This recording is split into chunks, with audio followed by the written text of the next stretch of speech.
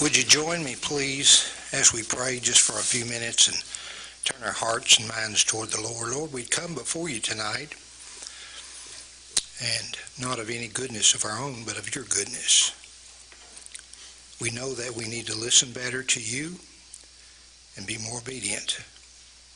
We thank you for what you've given to us as citizens, as Americans. Bring us to the point to where we'll give up to you, that you might be able to lead us. We thank you for our town,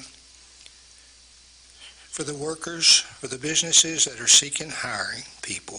We pray that you would touch somebody's heart to go to that business and say, I want a job. Thank you for this group who meet those guests that we have tonight. We have much to be thankful for. And we give you praise for it all. In Christ's name, amen.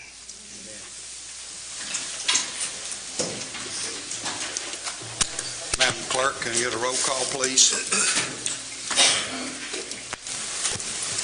Wendell. Present. GAUNCE. Yes, ma'am. HONEYCUTT. Here. Kirkpatrick. Yes, ma'am. LOWERY. Neal. Norris. Here. Trigg. Witcher. You have before you the minutes of the last City Council meeting, which was Monday, October the 11th, 2021. If anybody has any additions, deletions, or corrections, if none is heard, I would accept a motion to accept those minutes as written. Motion, Kirkpatrick. Have a motion from Councilperson Kirkpatrick, second from Councilperson Neal. All those in favor signify by saying aye. Aye. Those opposed, like sign. The minutes are passed. Under the unfinished business, the Finance Committee was to report to the full council on the 911 raises in question. If I think Chairman Honeycutt will give that talk to you. Well, we've studied this, and we've studied it some more, and we've listened to a lot of information. It's hard, and it was very hard to get all the way down to the bottom of where everything was coming from. Everyone has very strong opinions about this, but from what we can tell, in 2011, there was beginning pay was reduced, but it wasn't just the 911 department, it was a lot of cities' departments. And that is where the cut and pay comment originally came from. The county and the city of City were generous in offering to help pay for a $2 raise for the 911 department. But when we study this situation, we cannot give a $2 raise to 911 and not give a $2 raise to everyone. Everyone in the city has sacrificed for years to help us make our budget. They all deserve a raise, and it's just absolutely not fair to give one to one department and not to them all. There are very strong feelings throughout the city in every department. I've heard from 3 or 4 different ones, and it's everyone feels strongly about it. They all feel that they're entitled to a raise, and they all are. There's no doubt about it. But we cannot give one to 911 and not to every other department unless you want them to be isolated and no help to anyone from anyone the way all the departments contribute to each other now. And then the icing on the cake, I guess, is since the council did not vote to amend the budget to take in the money, we have no choice but to return the money. So what we were hoping to do next is look at a more equitable funding method for the 911 center. And if we can collect some extra money for the 911 center, then we can spread that money to all the departments and use that to help fundraisers. But that was what we decided. We just can't give a raise to only 911.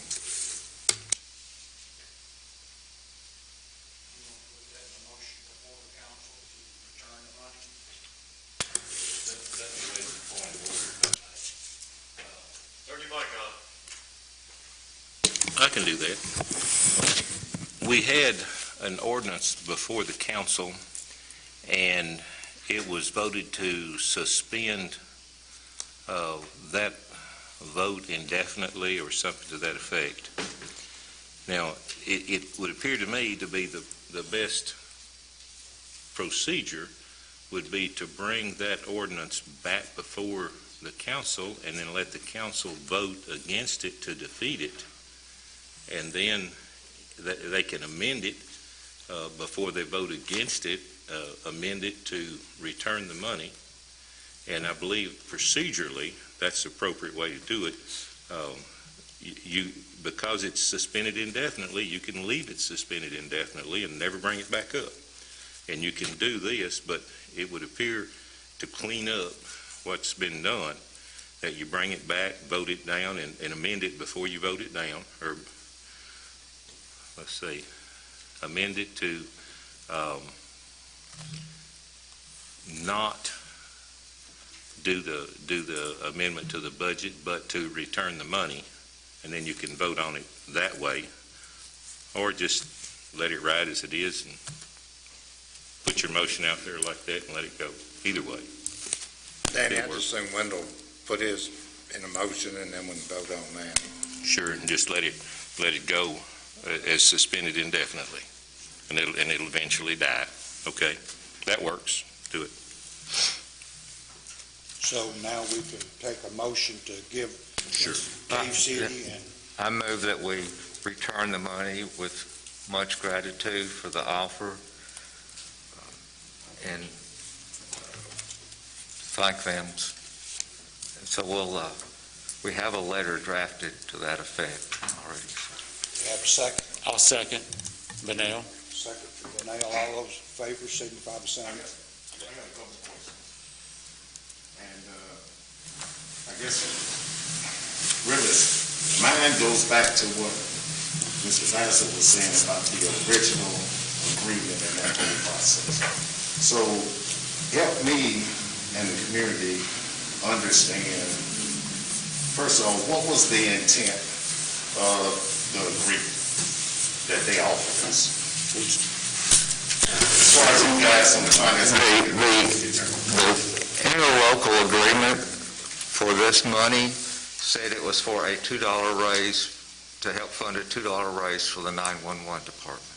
So I guess what they're saying here is that Cave City and the county felt that this department needed a pay raise of some type based on whatever their salary is. All right. So then the second thing I would want to probably ask you is if the city recently gave pay raises, did this group receive any of those pay raises? They did. All right. So then, did we give them a pay raise knowing about the agreement that was coming from the Sierra County, or did we do that unbeknownst what they were intending? It was completely independent. So this is the money every year that they said? There's no guarantee that it would ever happen again. If they signed this interlocal agreement, that meant they were going to continue that. It's not giving them more raises, it's pay to that, so that's point forward. But it is, they are able to cancel it when they want to. They can withdraw from it, so it's no guarantee that it would be continuing. So what would be the difference between the proposed pay raise that this group is talking about, the $2, and the pay raise that the city gave? Did we give them more than a $2 pay raise? We did. We spread the money that we gave as raises to every department. So I think before we give the money back, a compromise needs to be made. And that compromise will come on our part. And what I would recommend is does the, 10 or 20 and 50, that Cave City and the county offered, does that give you enough to offset or reach the $2 that they originally intended? No. It does for the money, but it doesn't for the extra taxes that we have to pay on. So, again, it comes down to, I don't believe we should send them the money back, because their intention is to offset, because they benefit from the call center as much as anybody. So they feel the need to give them more money. So it's not like DPW goes out and does the county roads. Fire department, unless they're called on, doesn't really go out and do calls in the county. And the police department, they have their own.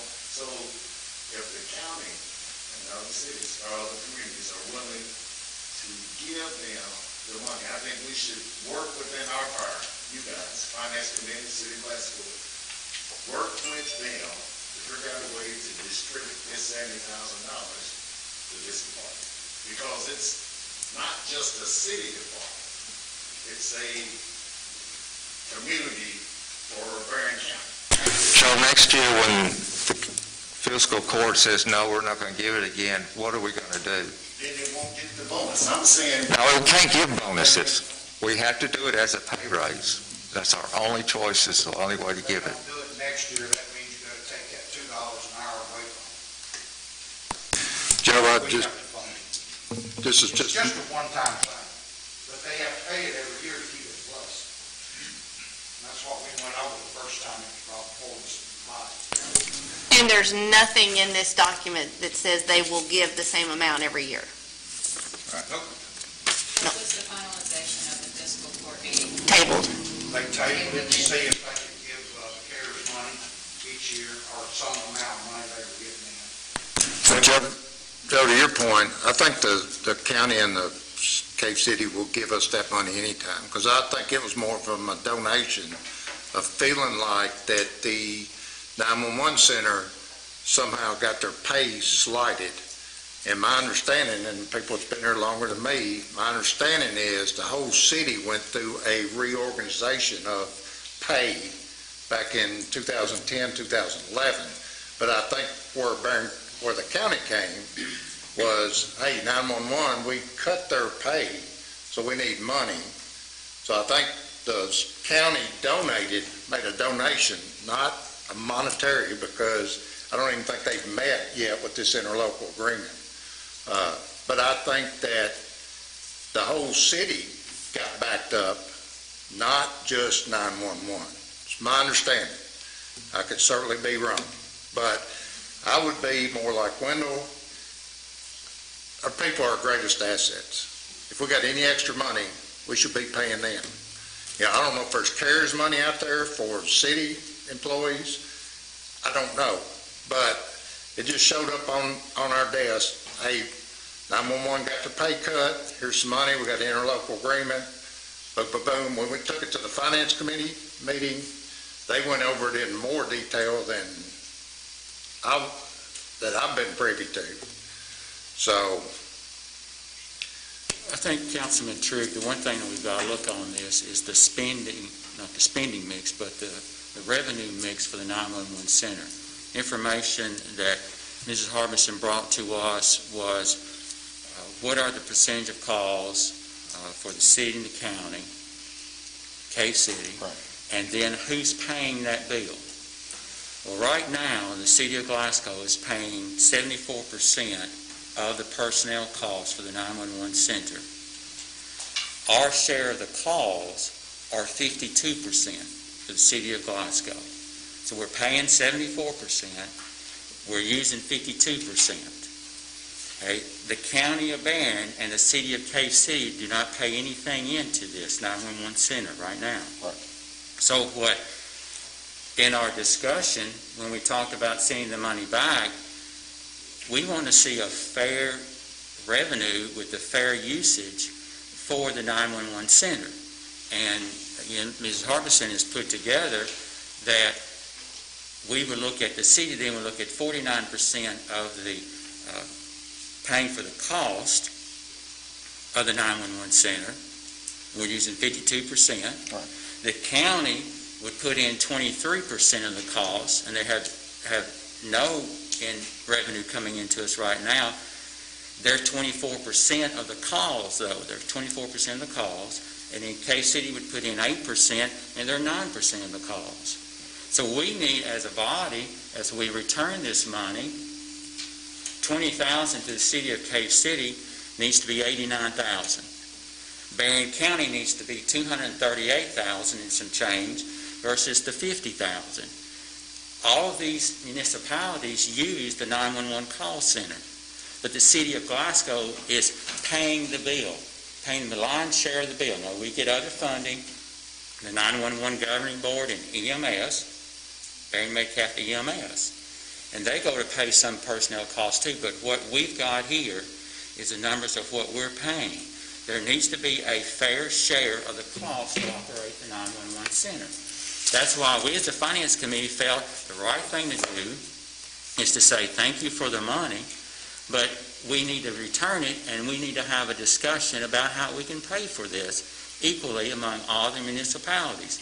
It's fair to the employees, not only in the 911 center, but all the city employees.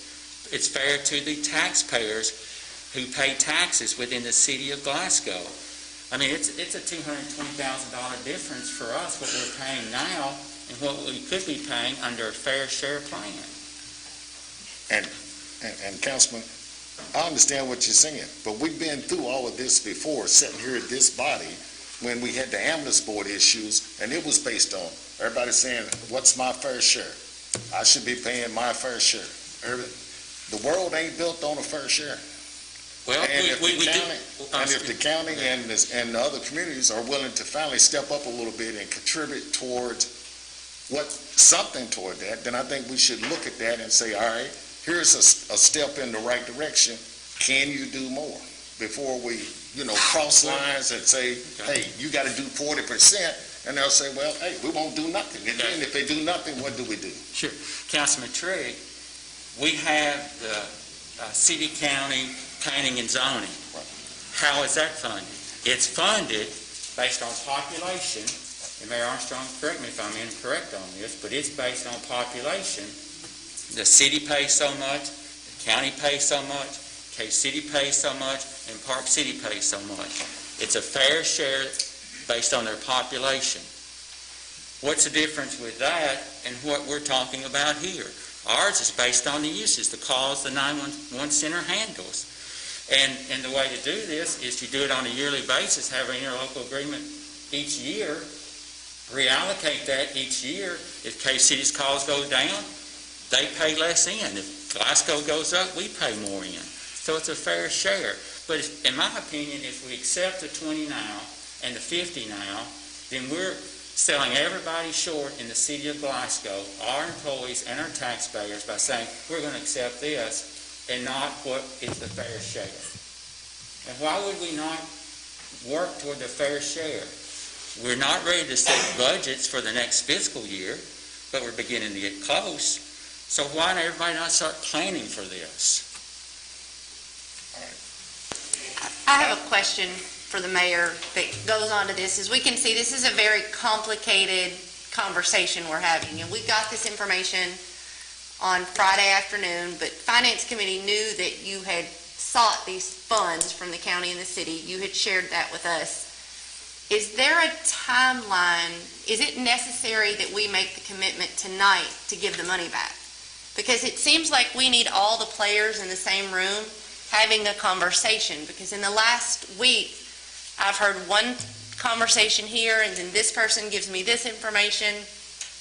And this is a very important issue for the employees of 911 and for the city and county government. Can we not all sit down and have this conversation before we hand the money back? Does it have to be given back tonight?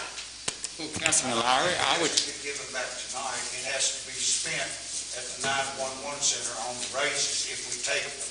I'm getting ready to say, do we even have the money? Yes, they sent it back, the county sent it to the 911, they had to endorse it, put it in the right account for the city. And Cape City did the same thing, they sent it to the city of Glasgow. The contingency was, we're going to give this to cover the raises. Now, as far as giving it back, it'll be knowledge after tonight that it's gonna be given back, so I'd say the timeline is not that much of an emergency because it's not an accounting nightmare, but if we're gonna give it back, we don't need to pass that ordinance. If we weren't gonna give it back, we'd have to pass that ordinance or we'd be in contempt of our when we do our audit, so to speak. So I don't know if there's a timeline. If we have to decide, I don't think that we would have to, y'all would have to decide tonight. I mean, this came in, started working on it back in May with the county and Cave City, and then when they finally sent the money, we went, okay, and we've got to deposit, we've got to do an amendment, and that's the reason it's on the docket to look at. One last question, Mary. Are we moving forward with going to the county and Cave City to reach the goal you were talking about, fair distribution or fair pay? Have we taken those steps?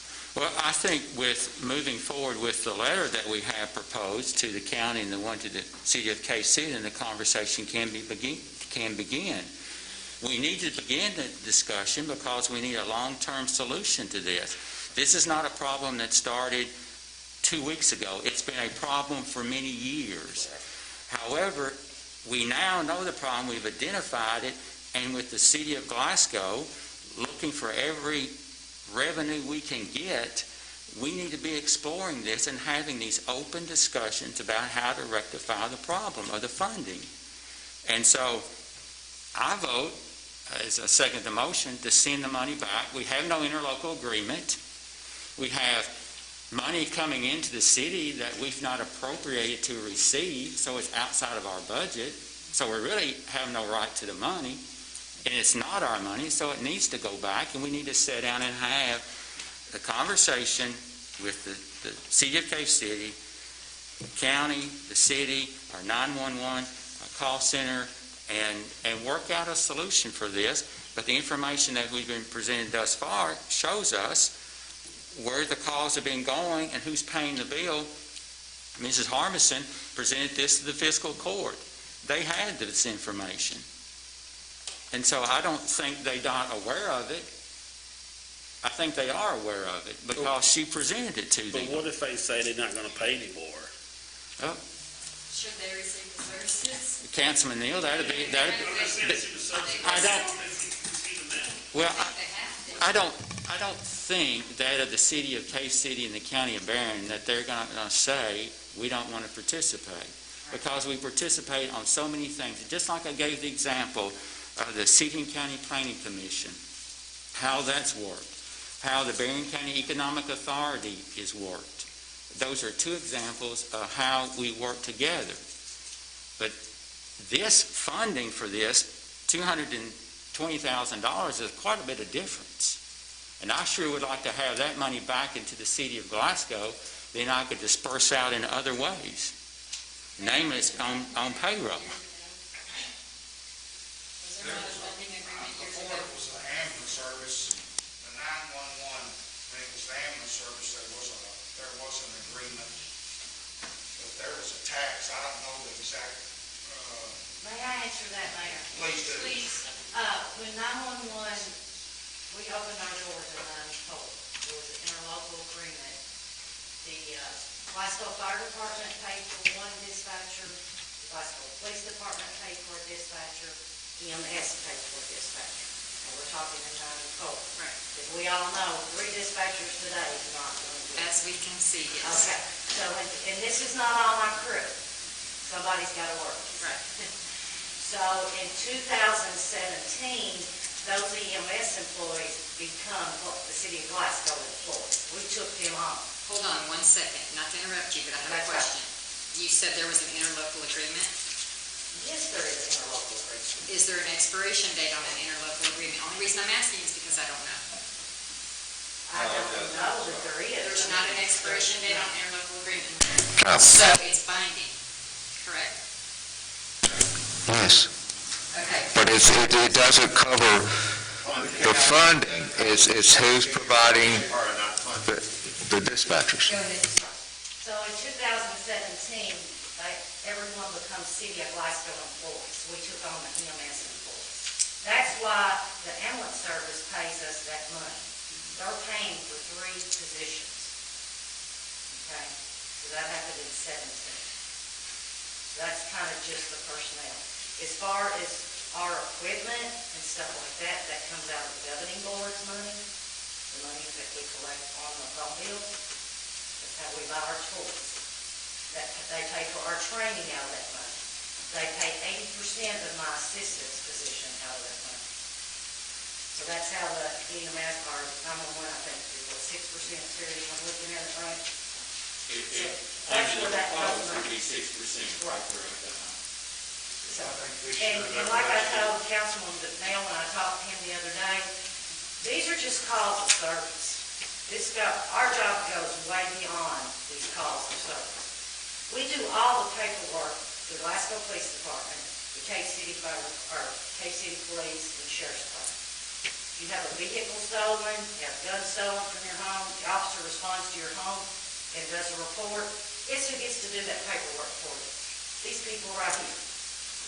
We do EPOs, DDOs.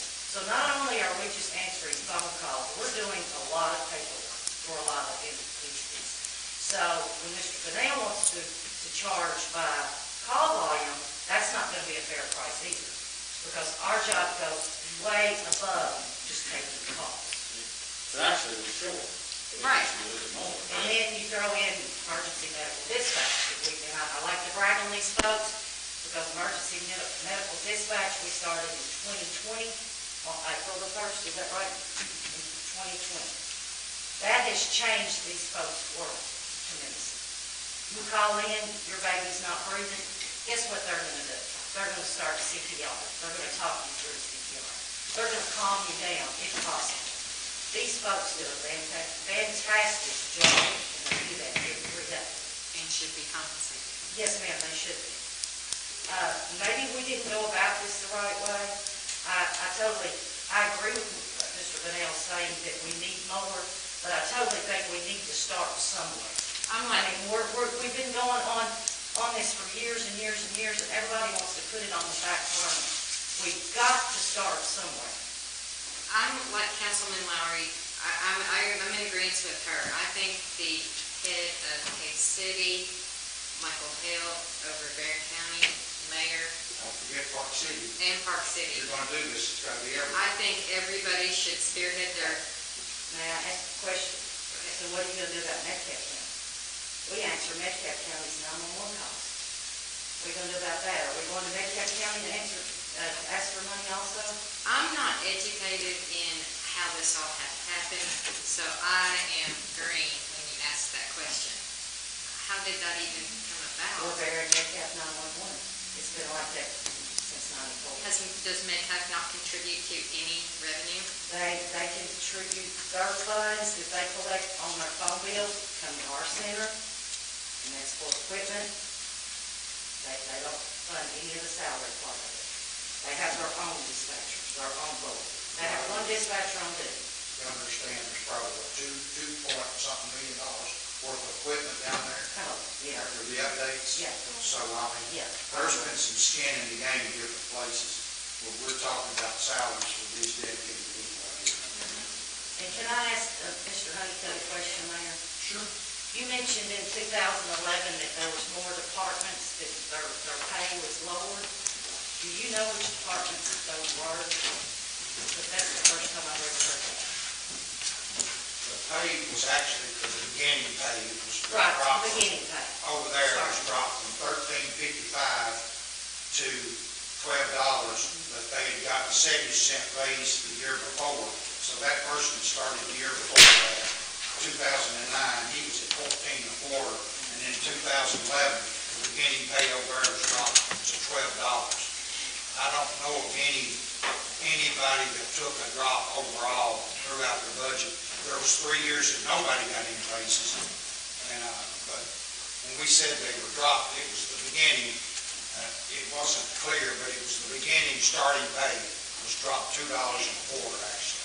I don't, this information I have doesn't say which departments, it says across all departments. So, Because from my understanding, the reason they lowered the starting pay in 2011, because we used to same amount as a starting firefighter and a starting police officer. And someone didn't like the idea that we made that money, so they lowered it on our end, which what would have been the awesome thing to have done if they had raised the police and fire and left us alone. And then we wouldn't be in the position that we are in today. But everybody went 3 years, 12, 13, 14, 15, with no raises. You said that, but I didn't say that 3 positions are funded by EMS. They paid the city of Glasgow for 3 full-time positions, 24/7, 365, which is the 200 and the 238, 210, I think. 210? Yeah, they're paying us $210,000. 17%. That comes out of the EMS budget. And again, guys, what we're seeing is there's a lot of moving players in this. And when you start talking about taking money and giving money, and then are we going to be able to go back to the EMS board and say, hey, you need to increase your share? You know, I think it's been mentioned, you need to get everybody in the room. You need Stephanie in the room. You need the mayors across the way. You need the judge. And I think all of them would be willing to. I don't know what they'd be willing to agree to, but I think they'd be willing to sit down and meet. Because right now, we're all off, no disrespect, Wendell, but he's trying to find something on his phone, and I deal better with just actual black and white. And I've not heard that in the last 2 weeks. I've heard a lot of opinions.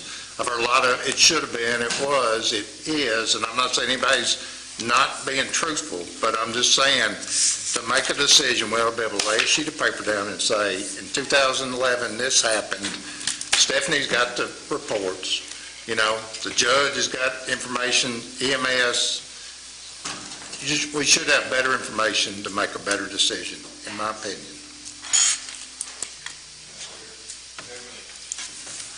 I don't know how to ask this question, but I know there are a lot of programs that we have in the city that we need for various reasons, either to get grants here or to get federal funding there or for whatever.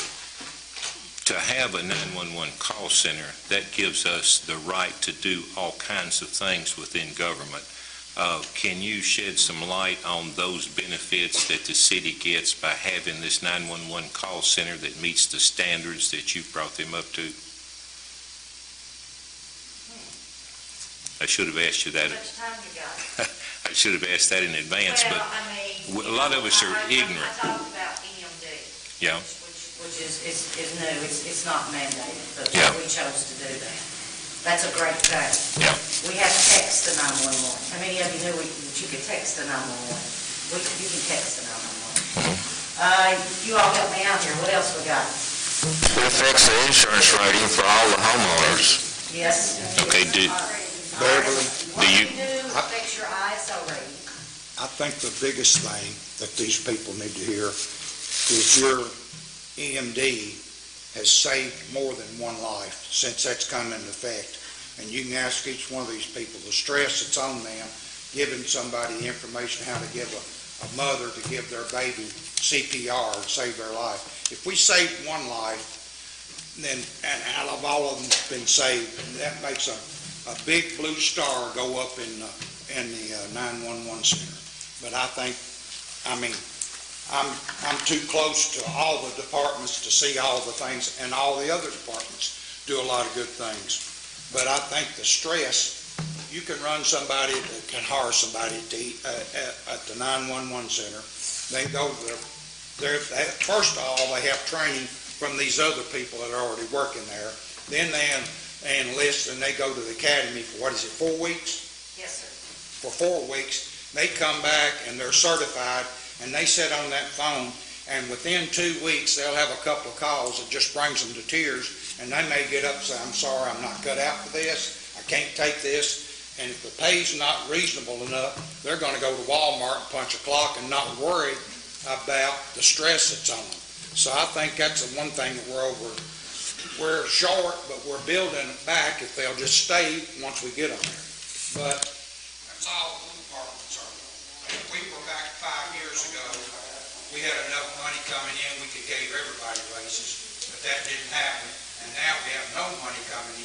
it's caught up to us, and we need to give raises. But So my last it question is, work out with Terry Benell, what he said, if that would work out, and everybody could get in the room, we could come up with some kind of agreement, that's great, because this 50,000 and 20,000 started back in February, I guess it was February, and we just got the money in about a month of it.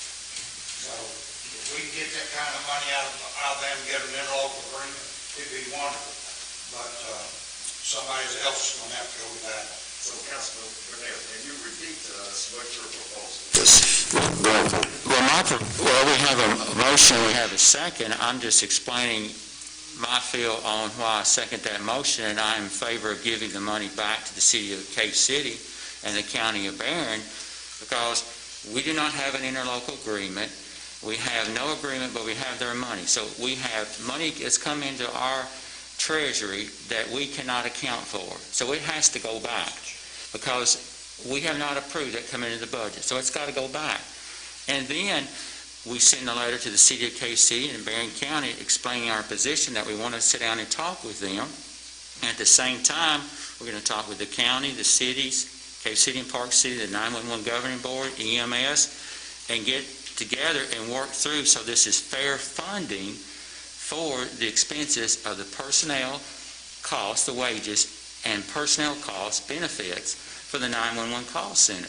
The individual entities, municipalities that receive benefit of 911 need to pay their fair share of all the costs related to personnel. That way, we as a city are not paying 74% of it when we're having 52% of the calls. We have money that comes back, we save money, and then we can distribute around the city. Obviously, payroll would be one example of that. But we do this, council members, on other fronts. So this is not new. It's got to work through it. And I think the cities would understand that. I think the county understands that. I think the members of the fiscal court and their commissioners and their city council members understand it. The 911 does a great job. We're very fortunate to have individuals like in front of us tonight and the others. But we've got to make sure that the funding's in place for a long-term strategy to make this right. The mayor mentioned he and Mrs. Harbison have talked to him and got the money. We need more money. So why can't we take this now and go to the table Well, and ask for Councilman more? Neal, again, you have money, you have no interlocal agreement, and you have money come into your treasury that comes from a source that you have no relationship with. You didn't send them a bill and they paid for it. You didn't do that. So you have money sitting in your account that you cannot account for because you have no interlocal agreement. And the other item to that is, we appreciate it, yes we do, but this is what we need. We need to have the tough decisions and the conversation about how it's equal funding for the 911 call center. Now, Would it be a productive I want to caution everyone here, it's not a quick fix, because you have existing interlocal agreements, and you have the Management Control Board that has advice on the budgets, so we'll have to deal with them, which is overall controlling the 911 center. Then you have the 911 board itself, which is city and county and other people, so it's all going to have to happen together, and I think everyone understands the need, everyone understands the problem. It's getting everyone to agree to pay their fair share, and it may be incremental at first, but we need to work towards that goal. And I would say to my fellow council members, I'm willing to work on this. I've talked to Mrs. Harbison and told her I'm ready to work on this to make it fair. Because if I don't do it, then I'm not being fair to you and the fire chief behind you and the police chief over there and public works and recreation and administrative staff. This needs working. I will work it.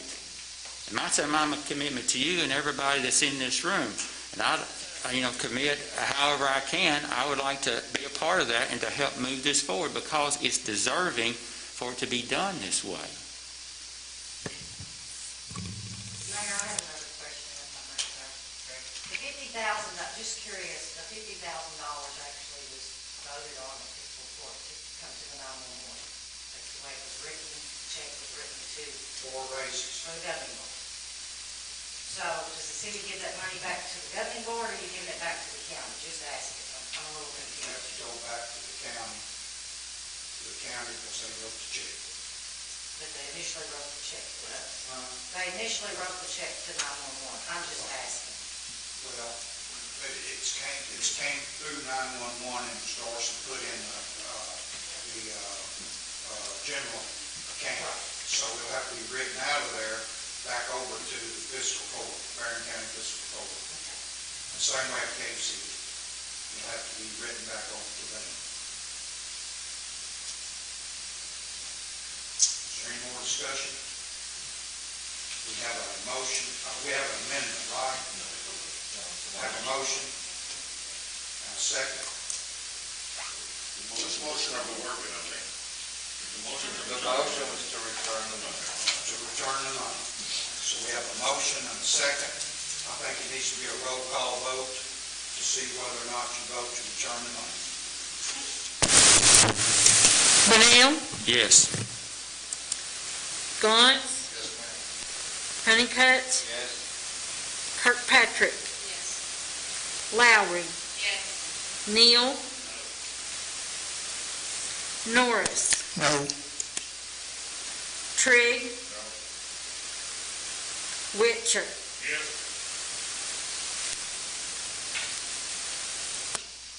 Yes, it's passed. Money will be returned, and then, as Councilman Bunnell said, anybody else on the Finance Committee, as far as I'm concerned, anybody on this council is invited, if we can get a meeting with all parties involved, invited to come right in here and to hash out. If you don't understand it, or you don't know what it is, you may not get fully informed in that length of time whenever it's said. But I urge all of you to participate, because it's very important to this community to participate and see what can come out of it. So do we need to do that formally, Mayor? Something, a motion or something, saying, hey, No, we're we gonna just make need, this happen, or we we just need to contact that letter, states the same thing that you got drafted, is that right? That we want to have talks. I think we send one to all the other parties involved, not just the ones that put this money out, and then see what develops from that. And at this point right now, I guess we can just go forward with the talks and go from there. Having no new business, I've got a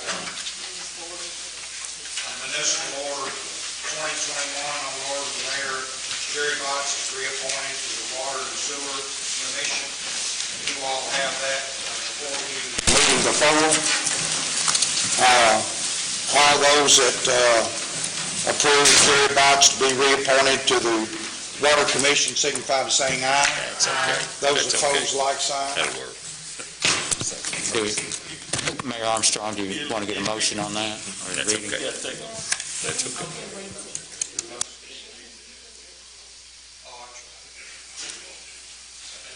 Y'all want to have that read to you? I'll make a motion. I'll second. Thank you. I'm sorry, I got carried away with all the discussion on this last day, so. Pardon me. You don't got to read, we got our motion. Yeah, we got it. They've got it written in there. Second, all in favor? They said- All in favor? They vote to vote on it, regardless of the reading.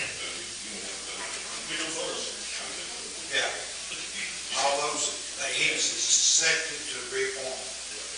Having no new business, we have some announcements. There'll be a Halloween drive-through trick-or-treat Saturday, October the 30th, beginning at 2 o'clock, and it'll go to 5 at Dolan Park. Same way we had it, I guess it was 2 years ago, that we had it. It's at 201 Dolan Park Drive. It's presented by the City of Glasgow, Glasgow Parks and Recs, Glasgow Police, Glasgow Fire, and Glasgow Public Works. And if your organization or you particularly are interested in being part of this, you can call Eddie at Public Works, at Parks at 270-651-3811, or April over at Public Works at 270-651-5977. The way you can participate is you can, if you don't want to set up a table and hand out candy with the rest of us as the cars drive through. You can purchase candy, and you can drop it off up here at the Parks and Recs, at the police department, and we will see that it gets handed out.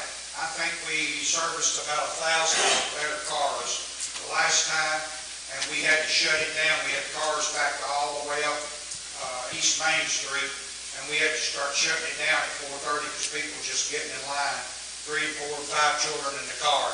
So it was a major success. I don't know how much candy we passed out, but I can promise you it was a lot. And if you want to donate, the best thing that you can do is buy an assortment of candy and put several pieces, 4 or 5 pieces in a bag, a Ziploc bag, and bring those bags already put together. The city's already got boxes of it put together down here. You can drop it off here, or at the Parks and Recs, or at the police department, or if you're going to hand it out, your organization, do the same thing. That way you don't have to handle the candy, you don't have to have contact. We all can wear gloves and hand out the plastic bags and be as COVID educated as we can be. And the other thing is the Glasgow Trick or Treat will be celebrated on Sunday, October 31st, beginning at 4:30 and it'll go to 7. And please follow all the safety guidelines and the CDC guidelines so everyone can have a health and safety Halloween.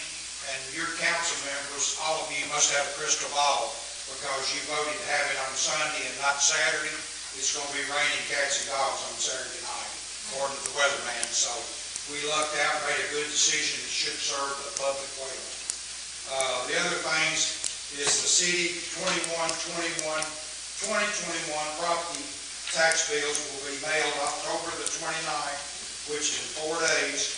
And you should, to receive your 2% discount, you need to pay it within 30 days, which is November the 30th. So be watching for your tax bills and get them in here as quick as you can, get your discount. City leaf collection, the city is broken into, same as always, into 4 zones. Zone number 4 will be first this year, beginning on Monday, November the 1st through November the 5th. Then Zone 1, the 8th of November to the 12th. Zone 2, November the 15th through the 19th. And Zone 4, looks like Zone 4 again. I think that ought to read Zone 3 will be November the 22nd through the 24th. And if you don't have a map that shows when your days are, you can look on the website, and we have it on there. Plus, we have a hard copy that you can pick up. Or I guess we've got some run off down here. They're in your packet. Any of you guys here on the council, if you get any calls, just keep your zone out so you can tell the person when their pickup will be. It's on the website and it's on Facebook. If they don't go to the website, they can go to Facebook, and I have it broken down into on the calendar as far as to the weeks it will be with the zones. So it's very simple, and all the streets are listed there. If they'll click on see more and scroll down, it will give them their streets for that zone. And it's on Facebook. Thank you. Does anybody else have any announcements they want to make? If not, our next council meeting is Monday, November the 8th, here in person at 7 o'clock. And it'll be here at the city chambers, council chambers as always. I have no other announcements. I have a motion from Councilman Neal to adjourn, and a second. Norris. Councilman Norris, so you are adjourned. Thank you all for